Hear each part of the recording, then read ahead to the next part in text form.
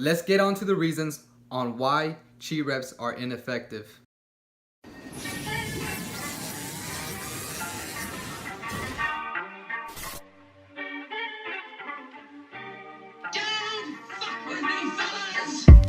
What's up guys, it's your host with the most, Lord Trunks, back at it again with these fitness daily videos.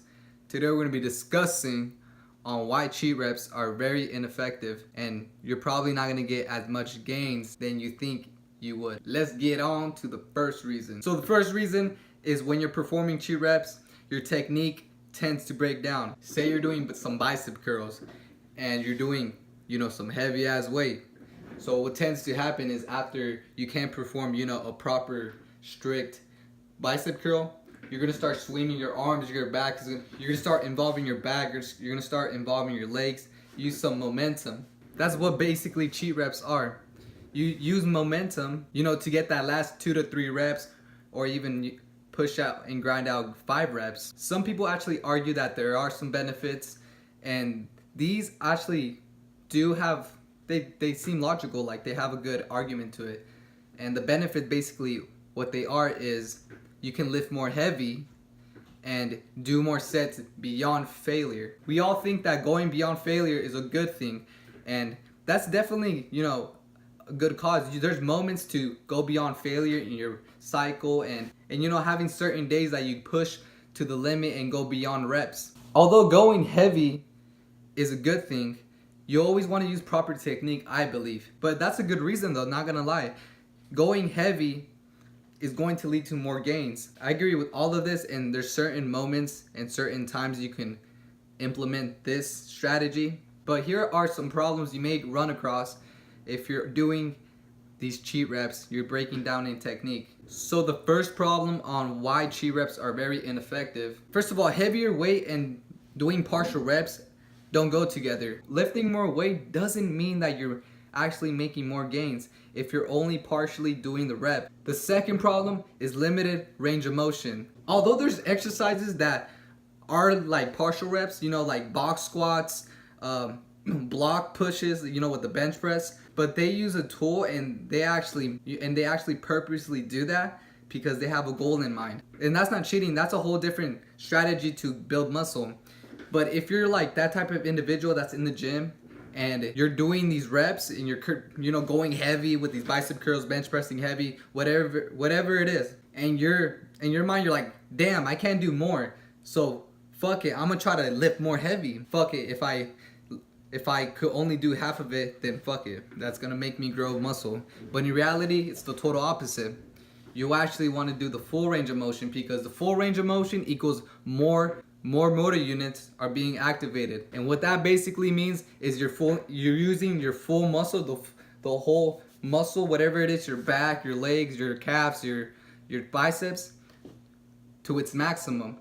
And you want to achieve this in each exercise. You want to activate the whole bicep, the whole back, so you're able to break down the muscle tissue in that area, whatever you're trying to build, whatever you're trying to focus on, and get stronger from there. The third problem is you don't get the deep stretch. If you're doing like a bench press or a squat, you want to have the full range of motion. You want to have that deep stretch, so everything in that area is being activated, so you're able to break down those muscle tissues there and build muscle. Because if you only do partial reps all the time and you don't have a goal of doing the full range of motion in your mind, then you're not gonna get as much gains as someone who actually bench presses to the chest and performs the whole movement. The fourth problem from cheat reps is it causes too much fatigue. You're not using just one particular muscle, you're using various amounts of muscle, because in order to get the bicep from point A to point B, if you're lifting heavy and you can't perform no more, you're gonna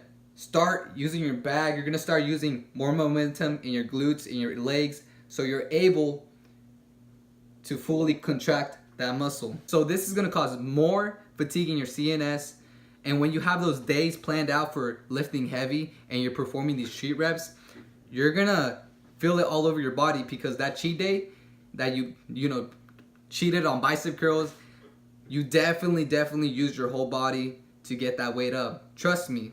If you recorded yourself, you could see that you're using your whole body to get that weight up. Finally guys, the fifth problem with doing cheat reps is the risk of injury. Think about it. If you're doing a bicep curl and your biceps are already fried and they're already throbbing, you can actually hurt yourself if you're performing heavy weight and your biceps or whatever part of your body is throbbing and can't handle more weight, because your muscle is not able to support itself. It's going to rely on other muscles to help it out. So what's going to happen is you're going to use more legs, you're going to use more back, and that muscle is going to cramp up and it's going to get hurt. Having a breakdown in technique is going to lead to injuries. If your back is rounding in a deadlift, your back is going to hurt like hell. If you're doing a squat and you're using too much back, like your back is rounding, you're not able to perform the movement, or you loaded the barbell with too much weight and you're only doing half reps, you're going to get hurt. If you're doing a bench press and your arms are shaking and you're going halfway and you tell your spotter to, hey bro, get it, you're going to get hurt. Trust me, there's a high risk of injury with doing cheat reps. Some alternatives that I suggest is using full range of motion. Getting that deep stretch in the muscle is going to lead to bigger gains. You're going to get a better contraction. You're going to get a better workout because you're actually doing the whole movement instead of half-assing, that repetition after repetition with that workout. The second alternative that I suggest is using good technique. In the long run, using good technique is going to save your ligaments and your muscle. You're definitely going to be thankful for your good technique, because in the long run, when you're lifting heavy, you're definitely going to rely on your technique, and that's going to last you forever. If you have a good technique when you work out, whatever it is, in the bench press, squat, or deadlift, you're going to see a lot of more gains, and you're going to experience less pain in your ligaments and joints because you're doing the movement right, correctly, without getting hurt. I hope you guys like this video. Make sure you comment down below, give this video a thumbs up, and I'll see you in the next fitness video. Lord Trunks, out. Boom! Hey, get in my way and try to block me, I'ma show aggression. Slide on your block like Danny Glover with a lethal weapon. I fucked your thought, she gave me top, I guess that's my confession. Got